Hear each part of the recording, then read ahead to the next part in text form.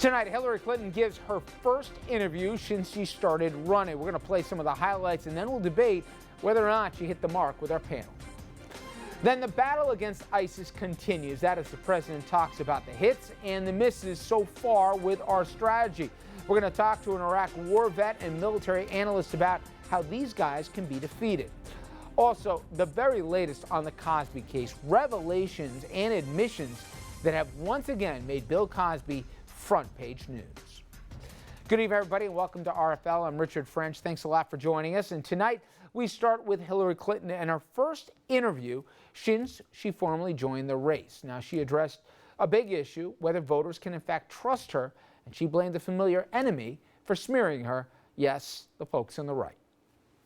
Well, I think when you are subjected to the kind of constant barrage of attacks that are largely fomented by and coming from the right. But do you bear any responsibility for it? Well, I can only tell you that I was elected twice in New York against the same kind of onslaught. I was confirmed and served as Secretary of State.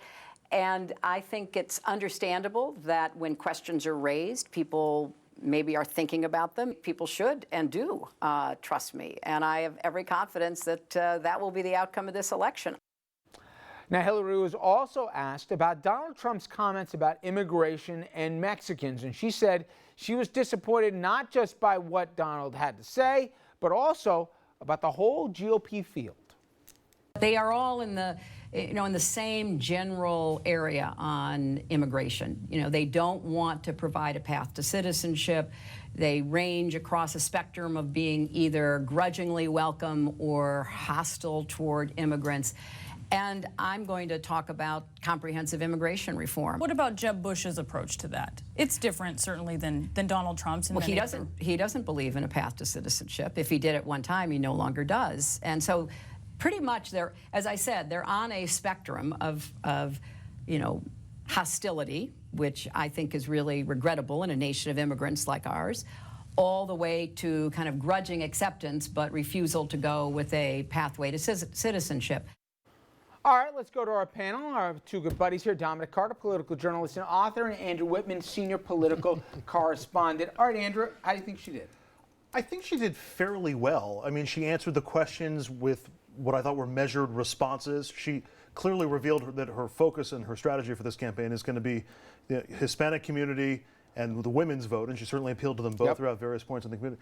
But I also wrote down a couple of adjectives that I was just smooth, slick, a little stiff, and holding the media at arm's length a little bit. I mean, I think it's a reminder of some of the things that not everybody's going to feel 100% comfortable about Hillary Clinton with. I thought she did fairly well for a first go round, but it's, oh yeah, that's the Hillary Clinton. That's the Hillary Clinton. I'm with Andrew. I thought there was a little bit of an edge. To be fair, Brenda Keelier, she pushed a little bit on this one, which, and again, I always hate getting against other media and stuff, but took some guts to go there because this is a long campaign. You don't want to turn off the Clinton campaign at this point. But if you're going to go there, I figured they spent a lot of time on the trust issue. I'm not sure there was any connection to it at the end of the day. But you could tell it was getting under Hillary's skin a little bit about the trust factor. How do you think at the end what kind of takeaway does the electorate get if they watched? Nothing. And here's why that's a good thing. Hillary Clinton did her job. When you're in that situation as the candidate, your job is to make absolutely no news, to keep everything very measured, to answer the questions on your terms. There's a reason why this journalist got that interview without knocking her. There's a reason why it wasn't Wolf Blitzer. Believe me when I tell you, these things are all carefully selected, as you know. And so Hillary Clinton did her job. Her job is to sit there, Richard, do the interview, take up all the time, and say absolutely nothing. That's what she did. Okay, on the trust issue, she basically bobbed and weaved. Then we get to the emails and the Clinton Foundation, and it was really judgment questions that were asked about her and whether she had any regrets. And they kept coming back. She said, absolutely not. I've been transparent. I gave more over. Just like my predecessor, she brought in Colin Powell, whether he wanted to or not, in the same ambit. I would disagree that it was the same server thing, but anyway, and that the Clinton Foundation is the greatest thing since sliced bread. Is that enough if that's going to be the answer going forward on that, is that enough? Well, if that's going to be I mean, whether we like it or not, that's going to be the answer, and it's going to continue to be the answer. I think a lot of that is whether you're predisposed to like Hillary Clinton before this interview or before those kinds of answers, or if you're not. If you like Hillary Clinton, then yeah, I think that's enough. You know, she explained the emails and all of that. If you're a critic of Hillary Clinton, then she didn't go nearly far enough. If you're one of the few people who's sort of in the middle when it comes to Hillary Clinton, to me, that doesn't. Did she do what she legally had to do? Yes. Did she do what she had to do by regulation? Yes. But should she have done more, considering that everybody knew she was going to be running for president? And I think the answer to that is yes. And she's just not going to go there, and she'll leave it to other people to make up their minds about that. When it comes to who she blamed for all the attention for this, it was a familiar answer, the vast right-wing conspiracy, but it's the folks in the right who are obsessed by it. I got to tell you, when I heard her say it, I'm like, that'll play. Because if anything's going to rally the base on the left, you know, she didn't really address Sanders too much, and she says, I'm not going to talk about his campaign, I'll talk about my own. But you blame the vast right-wing attack job here. Traditionally, that's a winning strategy if you're trying to get the left to get on board. Yes, it will energize the base, Richard. You are correct to a degree, but it might Only turn to a degree, off. Andrew. I'm not completely right. Yeah. It might turn off some of these swing voters. Oh, there the Clintons go again. One thing I want to agree with Andrew on, whether we like it or not, she's going to give the answers that she wants to give. She's not. These are Clintons. She's we're not dealing unique with. by that. Right, but I mean, but she's not going to let the press beat her into giving an answer. So, like for an example, I think the rope story is ridiculous. About roping off the media, we're all up in arms. That is ridiculous. She answered it perfectly, going, I'm not running for you. Okay, meaning but the media. wait. I'm running for the public. But Richard, any reporter that's ever been out in the field knows that whenever you have a high-profile person, the media, if they're in a parade, all we care about is delivering a one-on-one interview. You will never see the candidate because we will be in the candidate's face nonstop trying to do 100 one-on-one interviews. So the staff must do something to keep the media at bay. That story is you ridiculous. and I, we've all done it. I don't remember, and again, I'm with you. The public doesn't care. They could put us in a pen. They don't care, right? And they do put us in a pen sometimes. But I'm just saying, that rope thing, I haven't seen that move before. Not a bad move. I just haven't seen it Really? before. I've seen it done The quite a bit. rope thing? I've seen it many times But to before. Dominic's point, well, I've seen it with presidents, and I've seen it with Not people with candidates. Although she's a candidate with with Secret Service protection, she's a different kind of candidate than we've seen because of who she is. But back to your point about the answer that she wants. That's right. I agree with you 100%. That's what she's going to do, and that's what her advisors are telling her to do. But I don't think that helps her in the trust or the sort of slick Clinton mentality, and it doesn't help her overcome that. But there is so much scar tissue, Andrew, from everything she's gone through, from First Lady, even going back to the Arkansas days to now. I know you know all this, but my only point is, no matter what, I could have said this before the interview ever happened, to Dominic's point, she's going to do a campaign on her terms. And she even, I think she was bitten in the last go-around with Obama where she was on defense the whole time. She will do it on her terms, and even if she comes across as prepackaged, which you might be right, which might turn out spring vote, she'll take that as a calculated game. I agree with you, but this campaign's not about Hillary Clinton. It's about the voters. It's about us. And if, Really? it is. I don't know if her- I don't know if her- I can't Eventually, believe we're going to get to decide this thing. And at some point, she's got to come in and connect with people on a level that she hasn't connected before. She's No got offense, Andrew, I have never seen a campaign that's truly about the people. Well, okay. It's always about No, the but candidate. his point is And not how about much- being, how I'm not about being Barack Pollyannish, Obama? but at the end, the voters got to decide who they like or who they don't like. Right. So you got to give them something. And if you've got lingering Can't give 'em questions, nothing. or after an interview like this, if you're thinking back like, oh yeah, that's the Hillary Clinton, and she's a double-edged sword. As much as people may like her, there are plenty of people who don't, and there are plenty of people who realize she cuts both ways. And it's that, I don't want to say disingenuous, but it's the not full I've connection. always said this, I and think you that know hurts. this.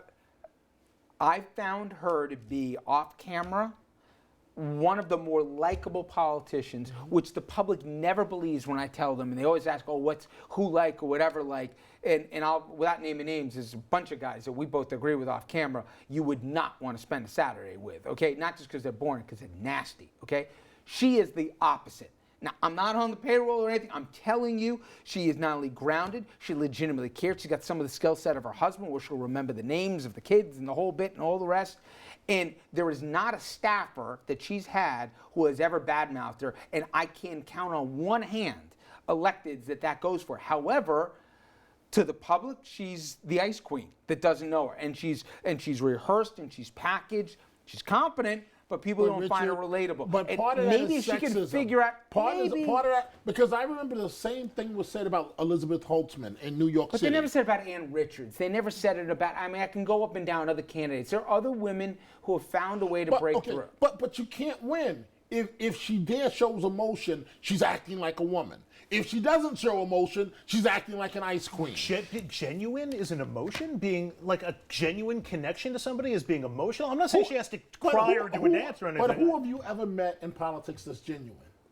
The impression of being All right, here, genuine. how You about don't this feel like one, Barack Obama Dominic, is genuine? there's going to be You really think President Obama You don't is think it comes genuine? across that He way? does. That's President what I'm saying. Obama. That's what I'm saying. Okay, It comes gentlemen, across that way. You don't think it comes across more? President Obama is a politician. They're course he all, is. they're all politicians. I'm saying He's it's the the last appearance person of I being would ever call genuine. You're not It's the listening to appearance. him. We I'm all listening. know that. The point is, would the average person say that President Obama comes across as more human and relatable than Hillary Clinton? Okay, if you're defining him, coming he's across- re-asking the question. Yeah. No. If you're defining this as the ability to look in your eyes and act like you care while you're talking Yeah, to someone that's for all it 30 is. seconds, then yes, he's Okay, genuine. and that's what we're But- talking about. But if we're talking about genuine in any other way, he's just like any other All right, politician. let me But just. it's There hard. was one line in there, and we even played the clip that I thought was pretty good. And you're right. The two constituencies, certainly you heard it today, women and Latinos. She took the Donald Trump line and she twisted it to make it the whole field for the GOP.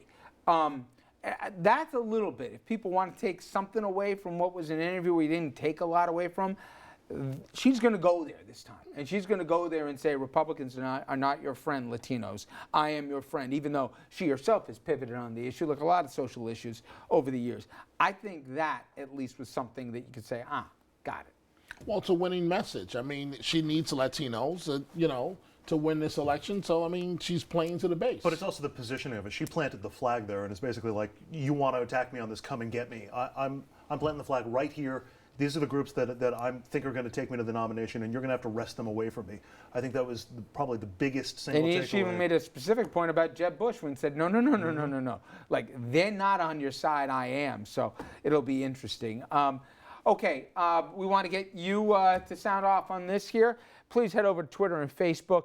Here's a question. Do you think Hillary Clinton would make a good president? Pretty easy and straightforward, but with everything in probably the biggest run-up to a campaign that you're going to see with a body of work that goes back basically a lifetime here.